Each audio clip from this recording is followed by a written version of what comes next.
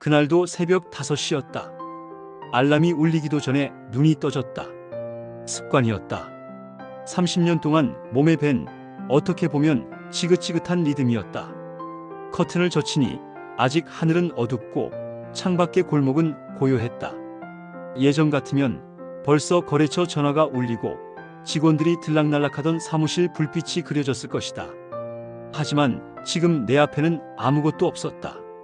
비워진 책상, 팔리지 않은 재고, 그리고 몇 장의 독촉장. 나는 그날 처음으로 생각했다. 아, 정말 끝났구나. 내 인생에서 성공이라는 단어가 제일 가까웠던 때는 33 무렵이었다. 시멘트 납품업을 시작한 지 5년쯤 됐을 때였다. 일찍 결혼했고 아들 하나, 딸 하나를 뒀다. 매일 새벽에 일어나 트럭 2대를 몰며 현장을 뛰었다. 땀에 절은 작업복을 입고 다녔지만 그때는 행복했다. 하루 매출이 1,000만 원을 넘을 때면 밤새 일을 해도 힘이 나왔다. 아내가 싸준 김밥 한 줄을 입에 넣으며 이제 좀 사람답게 사나봐라며 웃었다. 그 웃음이 좋았다. 그 웃음이 나를 살게 했다. 그런데 그게 오래가지 않았다. IMF가 터지고 건설사들이 줄줄이 부도났다. 미수금이 쌓이고 내가 납품했던 회사들도 사라졌다. 나는 매일 거래처를 찾아다니며 조금만 기다려달라고 했다. 어떤 날은 새벽부터 끝까지 욕을 먹다가 집에 돌아왔다. 아내는 밥상을 차리며 아무 말도 하지 않았다. 아이들은 TV를 보며 조용히 있었다. 그때의 정적은 지금도 내 가슴에 남아있다. 식탁 위 김치찌개가 끓는 소리만 들리던 그 밤, 나는 젓가락을 들 수가 없었다. 한참을 그렇게 버텼다. 대출을 받고 또 빌리고 결국 신용불량자가 되었다. 친구들이 등을 돌렸다. 평소 함께 술 마시던 동료들도 연락을 끊었다. 그때 깨달았다. 사람의 관계는 돈이 다가 아니지만 돈이 없으면 관계가 유지되지 않는다는 사실을. 웃기게도 그게 제일 아팠다. 돈보다 사람의 차가움이 더 아팠다. 결국 사무실을 정리했다. 트럭을 팔고 현장 사람들에게 마지막 월급을 쥐어줬다. 그날 밤 집으로 돌아오는데 손에 들린 건 봉투 하나와 폐업 신고서뿐이었다. 문을 열자 아내가 서 있었다. 아무 말도 하지 않았다. 내가 고개를 숙이자 그녀는 조용히 내 손을 잡았다. 그 손이 뜨거웠다. 그 손 하나에 모든 게 무너지고 동시에 그 손 때문에 나는 아직 사람이었다. 그 후 나는 하루하루를 버텼다. 아르바이트를 전전하며 하루 벌어 하루 살았다. 택배 상하차, 대리운전, 공사장 막노동. 몸은 점점 망가졌다. 허리는 늘 아팠고 무릎은 퉁퉁 부었다. 그래도 돈을 벌어야 했다. 아이들이 학교에 가야 했고 전기세를 내야 했다. 아내는 식당 아르바이트를 시작했다. 하루 종일 서서 일하고도 괜찮아라며 웃었다. 그 웃음이 예전보다 더 슬펐다. 나는 밤마다 담배를 피우며 하늘을 봤다. 별이 보이지 않는 하늘이었다. 그렇게 10년이 흘렀다. 세상은 변했고 나는 여전히 제자리였다. 빚은 줄었지만 마음의 빚은 더 늘었다. 아이들은 커서 각자 일을 시작했고 나는 점점 집안에서도 조용한 존재가 되었다. 어느 날 아들이 말했다. 아빠, 너무 자신을 괴롭히지 마세요. 우리 괜찮아요. 그 말을 듣는데 눈물이 나왔다. 그 말이 고마우면서도 더 미안했다. 나는 평생 가족을 지키겠다고 말했는데 결국 가족이 나를 지켜주고 있었다. 그러던 어느 날 오래전에 함께 일했던 현장 소장이 나를 찾아왔다. 형, 아직도 일할 수 있죠? 현장 하나 맡아보실래요? 순간 가슴이 뛰었다. 하지만 곧 주저했다. 이 나이에 뭘 그러자 그가 웃었다. 형, 나이 많으면 경험이 많다는 거예요. 그 말이 내 가슴에 꽂혔다. 그날 밤 나는 오래된 작업복을 꺼내 입었다. 냄새가 났다. 하지만 이상하게도 마음이 설렜다. 다음 날 새벽 오랜만에 공사장으로 향했다. 아스팔트 냄새, 먼지, 철근 냄새가 코끝을 스쳤다. 사람들의 목소리가 들리고 기계가 돌아가는 소리가 들렸다. 그 소리가 나를 깨웠다. 나는 다시 일하기 시작했다. 처음엔 허리도 아팠고 손이 떨렸다. 하지만 몸이 기억하고 있었다. 나도 모르게 움직였다. 누군가 내게 형, 여전하시네요 라고 말했을 때 나는 웃었다. 정말 오랜만에 웃은 것 같았다. 일이 끝난 뒤 노을이 지는 하늘을 봤다. 붉게 물든 하늘이 내 마음 같았다. 무겁지만 따뜻했다. 그때 아내에게 문자가 왔다. 오늘은 늦어요? 짧은 문자였지만 나는 한참 동안 그 문자를 들여다봤다. 오늘은 늦어요라는 말 속에는 다시 일하고 있구나, 고맙다는 마음이 담겨 있었다. 나는 그 문자를 가슴에 넣고 걸었다. 세상에서 가장 따뜻한 문장이었다. 그날 집으로 돌아와 아내에게 말했다. 나 다시 시작해볼까 해. 아내는 잠시 나를 보더니 조용히 고개를 끄덕였다. 아무 말도 하지 않았지만 그 고개 끄덕임 하나로 충분했다. 그날 밤 나는 잠을 자지 못했다. 오랜만에 미래를 생각했다. 그리고 오래 묵혀둔 수첩을 꺼냈다. 그 안에는 예전에 적어둔 메모가 있었다. 언젠가 다시 웃을 날이 올 것이다. 그날을 위해 버텨라. 나는 그 문장을 손가락으로 따라 읽었다. 손끝이 떨렸다. 그때 나는 몰랐겠지만 그 문장이 나를 살리고 있었다. 며칠 뒤 나는 공사장 대신 작은 창고를 빌렸다. 남은 돈으로 공구 몇 개를 샀다. 그리고 중고 자재를 모으기 시작했다. 처음엔 아무도 관심 없었다. 하지만 꾸준히 SNS에 사진을 올렸다. 이런 폐자재도 다시 쓸 수 있습니다. 낡았다고 버리기 전에 한 번만 생각해 보세요. 그렇게 조금씩 입소문이 났다. 처음 주문이 들어왔을 때 나는 믿을 수가 없었다. 작은 카페 인테리어였다. 사장님이 말했다. 대표님, 이런 감성 너무 좋아요. 대표님이라니. 오랜만에 듣는 말이었다. 나는 웃으며 대표라기보다 그냥 아저씨예요 라고 했다. 그래도 마음속 어딘가가 따뜻해졌다. 일은 점점 늘었다. 손님이 손님을 불렀다. 그리고 어느 날 아들이 찾아왔다. 아빠, 이거 진짜 멋지네요. 나는 아무 말도 하지 못했다. 그 말 한마디면 충분했다. 하지만 인생이 언제나 순탄할 수는 없었다. 다시 어려움이 찾아왔다. 거래처 사정으로 대금이 밀리고 장비가 고장났다. 그때 나는 예전의 나처럼 좌절했다. 밤새 고민했다. 또 실패인가? 하지만 이번엔 달랐다. 나는 혼자가 아니었다. 아내가 내 옆에 있었다. 괜찮아, 이번엔 다르잖아. 우린 예전처럼 무너지지 않아. 그녀의 말에 눈물이 났다. 그래, 이번엔 다르다. 그날 밤 나는 하늘을 올려다봤다. 여전히 별은 잘 안 보였다. 하지만 희미하게 하나가 반짝였다. 그 작은 빛이 마치 내 마음 같았다. 미약하지만 꺼지지 않는 불빛. 나는 그 불빛을 보며 속삭였다. 그래, 이번엔 끝까지 가보자. 그날부터 나는 다시 새벽을 맞이하기 시작했다. 예전에는 돈을 벌기 위해 새벽을 살았다면 이제는 하루를 버티기 위해 새벽을 산다. 새벽 공기는 여전히 싸늘했지만 이상하게도 그 냉기가 나를 깨웠다. 손끝이 시리고 몸은 무거웠지만 마음 한구석이 따뜻했다. 이건 다시 살아가고 있다는 증거였다. 나는 그걸 느끼고 싶었다. 처음에는 하루에 한두 개 주문이 전부였다. 하지만 나는 하나하나 정성껏 만들었다. 나무를 깎을 때마다, 못을 박을 때마다 내 안의 불안이 조금씩 줄어드는 느낌이었다. 예전에는 숫자로만 세상을 봤다. 매출, 이익, 손해. 하지만 지금은 달랐다. 손끝의 감각, 냄새, 소리. 그게 내 하루의 전부였다. 어느 날 낡은 문짝 하나를 고쳐달라는 주문이 들어왔다. 의뢰인은 70대 노부부였다. 오래된 시골집에서 문이 삐걱거려 잠을 못 주무신다며 부탁하셨다. 나는 트럭에 공구를 싣고 그 집으로 갔다. 집은 오래됐지만 정겨웠다. 마당에 감나무가 서 있었고 마루에는 햇살이 들어왔다.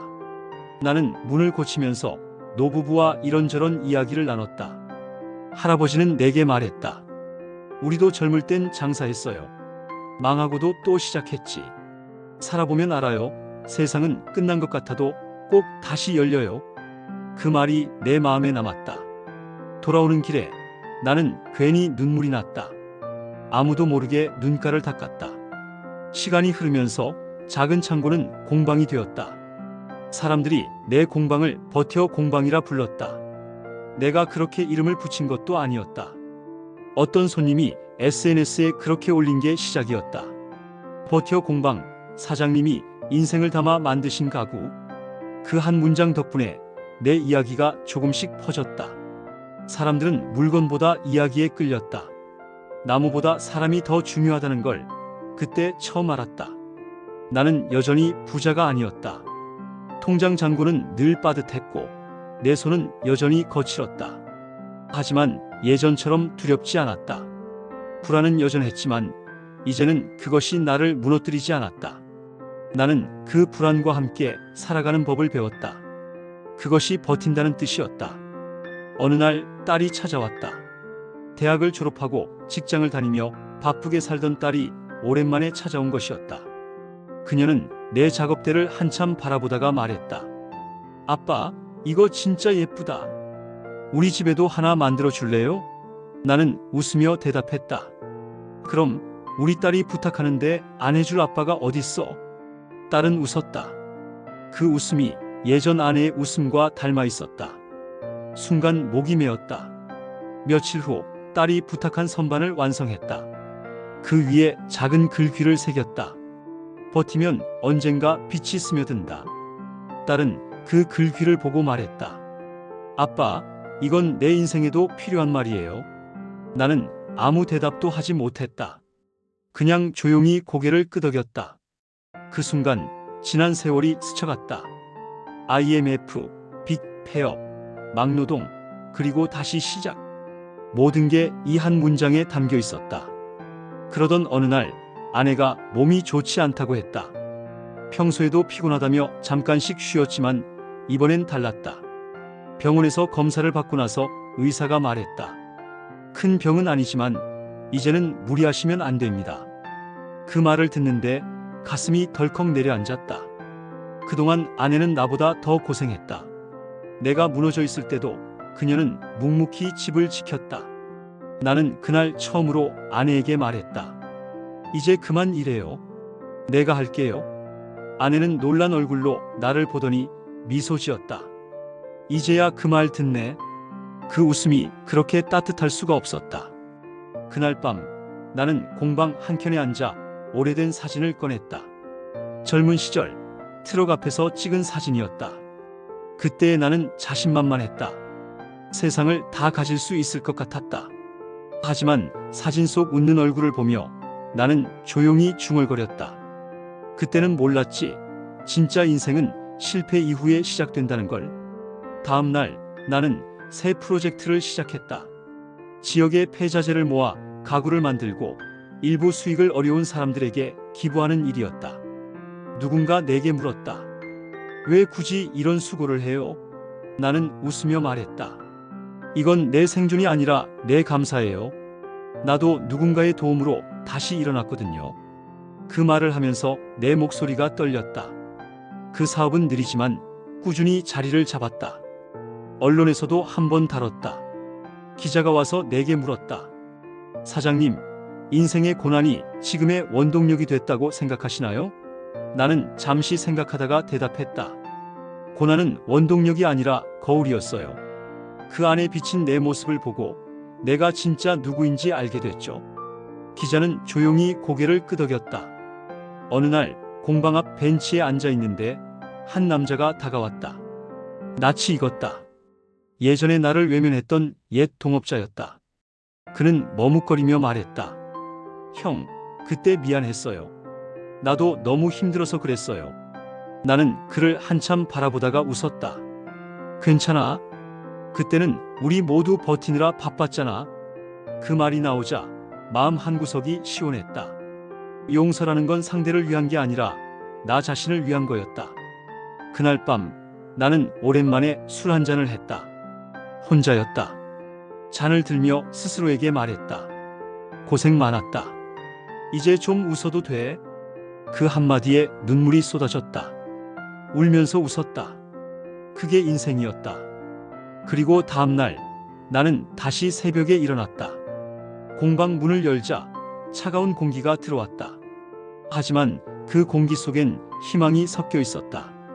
나는 깊게 숨을 들이켰다. 그리고 속삭였다. 오늘도 버티자. 시간이 조금씩 흘렀다. 계절이 바뀌고 공방의 나무 냄새도 조금 더 익숙해졌다. 나는 여전히 매일 새벽에 문을 열었다. 새벽 공기는 차가웠지만 그 냉기 속에는 살아있다는 실감이 있었다. 예전 같으면 출근길 트럭 안에서 한숨을 쉬었겠지만 이제는 그 한숨마저 고마웠다. 살아서 쉬는 숨이니까.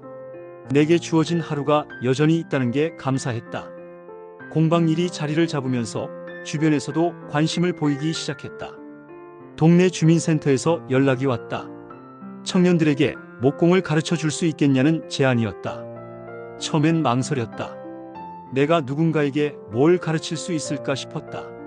하지만 곰곰이 생각해보니 나 역시 누군가의 손을 잡고 일어섰던 사람이었다. 그때의 나처럼 지금 누군가에게 그런 손이 필요할지도 몰랐다. 그래서 흔쾌히 수락했다. 첫 수업날 10명 남짓한 청년들이 공방에 모였다. 그들의 눈빛은 피곤하면서도 간절했다. 나무를 만지며 이게 뭐가 되나요? 묻는 그들에게 나는 말했다. 뭐가 되느냐보다 만드는 동안 뭐를 느끼는지가 중요합니다. 그 말은 사실 내 자신에게 하는 말이기도 했다. 그날 이후 나는 일주일에 2번 청년들에게 목공을 가르쳤다. 서툴고 어수선하고 때로는 실패도 많았지만 그들의 웃음 속에서 나는 오래전 잃어버렸던 열정을 다시 찾았다. 한 달쯤 지난 어느 날 수업이 끝난 뒤 한 청년이 다가왔다. 사장님, 사실 저도 사업하다 망했어요. 집도 잃고 가족도 떠나고 그냥 아무것도 남지 않았어요. 근데 사장님 이야기 듣고 용기가 좀 생겼어요. 나는 그를 바라보다가 말했다. 그래도 살아있잖아. 그게 시작이야. 나도 거기서 다시 시작했어. 그 말이 내 입에서 나올 줄은 몰랐다. 예전에 나는 그런 말조차 할 자격이 없다고 느꼈는데 이제는 달랐다. 내 고난이 누군가에게 힘이 되고 있었다. 그건 놀라운 경험이었다. 시간이 흐르면서 공방에는 늘 사람의 발길이 이어졌다. 가구를 만들러 오는 사람, 인생 이야기를 나누러 오는 사람, 그냥 쉬러 오는 사람, 모두가 각자의 사연을 안고 있었다. 어떤 이는 이혼 후 외로움을 달래러 왔고 어떤 이는 부모님을 잃고 방황하다가 들렀다. 나는 그들의 이야기를 들었다. 내 이야기를 하듯이 그들의 말을 듣는 것만으로도 내 마음은 채워졌다. 어느 날 낯선 번호로 전화가 걸려왔다. 혹시 버텨 공방 사장님이신가요? 저희 방송국인데요. 인터뷰 가능하실까요? 순간 심장이 멎는 줄 알았다. 세상에 방송이라니. 나는 머뭇거리며 말했다. 별거 아닌데요. 기자는 웃으며 말했다. 요즘 버티는 이야기 참 귀하거든요. 그 말을 듣는데 가슴이 뭉클했다. 나의 30년 고난이 귀하다는 말을 들은 건 처음이었다. 촬영 당일 카메라 앞에서 나는 어색하게 서 있었다. 기자가 물었다. 사장님은 실패를 통해 무엇을 배우셨나요? 나는 잠시 생각하다가 천천히 말했다. 예전엔 성공이 인생의 답이라고 생각했어요. 근데 이제는 버티는 게 답이더라고요. 버티면 언젠가는 기회가 오고 사람이 남아요. 기자가 고개를 끄덕이며 카메라를 내렸다. 그리고 내 손을 꼭 잡았다. 그 따뜻한 손길에 오래전 나를 떠났던 거래처 사장이 떠올랐다. 우린 형님 같은 사람 필요했어요. 그 말이 지금 와서야 들리는 것 같았다. 방송이 나간 뒤 공방에는 더 많은 사람들이 찾아왔다. 어떤 이는 손편지를 가져왔다. 사장님 이야기 듣고 울었어요. 저도 지금 버티고 있어요. 그 편지를 읽으며 나는 한참을 울었다. 눈물은 부끄럽지 않았다. 그것은 위로였다. 세상 어딘가에서 누군가가 내 이야기에 공감하고 그 공감이 다시 나를 위로했다. 그렇게 인생은 이어졌다. 하지만 행복도 잠시, 또다시 시련이 찾아왔다. 폭우가 내린 어느 여름밤 공방 천장이 무너졌다. 한순간이었다. 물이 들이치고 내가 만든 가구들이 흙탕물에 잠겼다. 나는 비를 맞으며 허겁지겁 공구를 꺼냈지만 이미 늦었다. 밤새 물을 퍼내다 지쳐 주저앉았다. 그때 아내가 우산을 들고 나타났다. 괜찮아요? 그녀의 목소리가 비에 묻혀 잘 들리지 않았다. 나는 고개를 끄덕였다. 괜찮아? 이번엔 무너지지 않아? 정말 그랬다. 예전의 나였다면 절망했을 것이다. 하지만 이번엔 달랐다. 비는 언젠가 멈추니까. 며칠 뒤 이웃들이 찾아왔다. 사장님, 우리 도와드릴게요. 청년 수강생들도 몰려왔다. 그들은 망가진 공방을 치우며 웃었다. 사장님, 이럴 때일수록 더 단단해지는 거예요. 그 말을 듣는데 가슴이 뜨거워졌다. 예전에는 혼자 버텼지만 이제는 함께 버티는 사람들이 있었다. 그것이 나를 살렸다. 그렇게 몇 주가 지나 공방은 다시 문을 열었다. 비에 젖은 나무 냄새가 아직 남아 있었지만 그 냄새마저 내게는 새로웠다. 아내가 커피를 내오며 말했다. 당신 진짜 대단해요. 나는 웃으며 대답했다. 이제야 알았어요. 고난은 나를 부숴버리려던 게 아니라 나를 단단하게 하려던 거였어요. 아내가 미소 지었다. 이제 그 말 진심이네요. 밤이 깊었다. 공방 불을 끄고 나는 천천히 나무결을 쓰다듬었다. 손끝에 닿는 거친 결이 인생 같았다. 고르고 매끄럽지 않아도 그게 아름다웠다. 나는 조용히 속삭였다. 이제는 두렵지 않다. 그날 이후 나는 하루하루를 기록하기 시작했다. 공방의 나무 냄새, 사람들의 얼굴, 아내의 미소, 그리고 내 마음의 변화. 글로 쓰며 느꼈다. 이건 단순한 생존기가 아니라 다시 태어나는 이야기구나. 2년이 더 흘렀다. 내 나이 57. 세상은 여전히 빠르게 변하고 나는 여전히 느리게 살아간다. 하지만 그 느림 속에서 나는 내 삶을 만졌다. 손으로, 마음으로. 그리고 어느 날 문득 깨달았다. 나는 이제 더 이상 버티는 사람이 아니라 사는 사람이 되어 있었다. 어느새 겨울이었다. 눈이 내리던 아침, 공방 앞마당이 하얗게 덮였다. 하얀 세상 속에서 나는 묘한 평온함을 느꼈다. 예전 같으면 눈이 오면 불안했을 것이다. 공사가 멈추고 매출이 떨어지고 모든 게 엉망이 되던 시절. 하지만 이제는 달랐다. 나는 그저 눈이 내리는 걸 바라보며 커피를 한 모금 마셨다. 그래, 인생도 눈처럼 내리고 녹고 다시 내리는 거야. 그렇게 혼잣말을 했다. 그날 오후 오랜 친구가 공방에 찾아왔다. 그는 나보다 몇 살 어렸고 예전엔 내 밑에서 일하던 직원이었다. 한때 나를 떠나면서 이제 더는 같이 못하겠습니다 라며 냉정하게 돌아섰던 사람. 그는 수줍은 얼굴로 내 앞에 섰다. 형님, 오랜만이에요. 나는 웃으며 말했다. 그래, 잘 지냈냐? 그는 고개를 끄덕였다. 형님이 이렇게 다시 일어섰다는 얘기 들었어요. 솔직히 놀랐어요. 저도 요즘 많이 힘들거든요. 나는 그를 조용히 바라보다가 커피를 건넸다. 힘든 건 누구나 그래. 중요한 건 버틸 수 있느냐야. 그는 눈시울이 붉어졌다. 그리고 한참을 말없이 앉아 있었다. 그 침묵 속에 옛날의 모든 미움과 후회가 녹아내렸다. 밤이 되자 나는 작업대를 정리하며 생각했다. 나를 힘들게 했던 사람들, 나를 외면했던 사람들, 다 이제는 미워할 이유가 없다. 그들도 각자의 인생을 버티느라 그랬을 것이다. 그 사실을 이해하는 순간 내 마음에 돌덩이가 하나 떨어져 나갔다. 며칠 후 공방에 초등학교 아이들이 견학을 왔다. 선생님이 말했다. 아이들이 나무로 뭔가를 만들어 보고 싶어 해서요. 나는 아이들에게 간단히 망치질을 가르쳤다. 그 작은 손들이 못 하나를 두드리며 깔깔 웃었다. 나는 그 웃음을 보며 마음이 풀렸다. 그래, 인생은 결국 다시 이어지는 거야. 내가 힘들게 버틴 이유도 누군가에게 이런 웃음을 보여주기 위해서였겠지. 수업이 끝난 뒤 한 아이가 나에게 물었다. 아저씨는 왜 버텨 공방이에요? 나는 잠시 웃다가 대답했다. 내가 포기 안 했기 때문이지. 버티다 보니까 여기까지 왔거든. 아이는 고개를 끄덕였다. 그럼 저도 버틸래요? 그 한마디가 내 가슴을 울렸다. 내 이야기가 이렇게 이어지고 있었다. 세대를 넘어 마음에서 마음으로. 그날 밤 아내와 함께 오랜만에 산책을 했다. 겨울밤의 공기는 차가웠지만 아내의 손은 따뜻했다.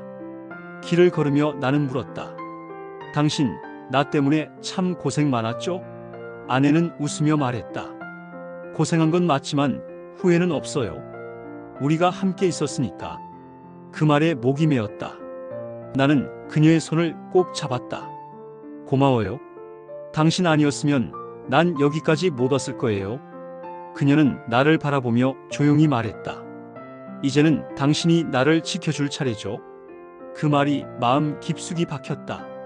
며칠 후 나는 오래된 노트를 꺼냈다. 20년 전 절망의 끝에서 썼던 그 노트. 구겨지고 바랜 종이 위에 떨리는 글씨로 이렇게 적혀 있었다. 나는 실패했다. 다시는 못 일어날 것이다. 그 밑에는 누군가의 손글씨가 있었다. 아내였다. 당신은 다시 일어날 거예요. 난 믿어요. 그 글씨를 보자 눈물이 쏟아졌다. 그 믿음 하나가 나를 이 자리까지 데려온 것이었다. 나는 펜을 들어 그 밑에 새로 썼다. 당신 말이 맞았어요. 나 다시 일어났어요. 봄이 왔다. 공방 앞 감나무 가지에 새싹이 돋았다. 바람이 불어 나뭇잎이 살랑거렸다. 나는 그 아래 벤치에 앉아 눈을 감았다. 멀리서 들려오는 새소리가 마치 축복처럼 들렸다. 이제는 괜찮다. 그 생각이 마음 깊숙이 내려앉았다. 세상은 여전히 거칠고 인생은 여전히 예측할 수 없지만 나는 그 모든 걸 받아들일 준비가 되어 있었다. 하루는 한 손님이 공방 문을 열고 들어왔다. 그는 60대 중반쯤 되어 보였다. 얼굴에는 세월의 흔적이 깊게 새겨져 있었다. 그는 말했다. 여기 오면 마음이 편해집니다. 그냥 나무 냄새 맡으러 와요. 나는 웃으며 대답했다. 그 냄새가 사람 마음을 녹이죠. 그는 고개를 끄덕이며 말했다. 나도 예전에 다 잃었어요. 근데 이렇게 살아계신 걸 보니 용기가 납니다. 나는 그의 어깨를 두드렸다. 우리 다 버틴 사람들이잖아요. 그게 자랑이에요. 그날 이후 그는 종종 들렀다. 커피를 마시며 이야기 나누는 게 우리의 일상이 됐다. 세월은 그렇게 흘렀다. 어느덧 내 나이 59. 여전히 공방은 작고 여전히 손은 거칠고 여전히 삶은 완벽하지 않다. 하지만 마음은 단단해졌다. 나는 더 이상 과거를 탓하지 않는다. 실패가 있었기에 지금의 내가 있다. 절망이 있었기에 희망의 빛을 알아본다. 어느 날 저녁 창문 밖으로 노을이 물들었다. 붉은 빛이 공방 안가구들에 닿았다. 나는 그 빛을 바라보다가 속삭였다. 그래, 나 잘 버텼다. 30년 전 눈물로 밤을 지새우며 포기하고 싶던 나에게 해주고 싶은 말이 있었다. 넌 결국 해냈다. 그 말을 마음속으로 전했다. 마치 그 시절에 내가 어딘가에서 미소 짓고 있는 것 같았다. 밤이 찾아오고 별 하나가 떠올랐다. 나는 그 별을 보며 다시 한번 숨을 고르듯 깊게 들이켰다. 그리고 조용히 중얼거렸다. 이제는 버티는 게 아니라 살아가는 거야. 그 순간 문득 들려오는 소리, 아내의 웃음, 아이들의 대화, 공방에 울려 퍼지는 나무 깎는 소리. 그 모든 소리가 어우러져 하나의 멜로디가 되었다. 그것은 내가 오랫동안 찾아 헤매던 인생의 음악이었다. 완벽하지 않지만 진짜였다. 나는 불을 끄고 문을 닫았다. 손끝에 남은 나무의 온기가 따뜻했다.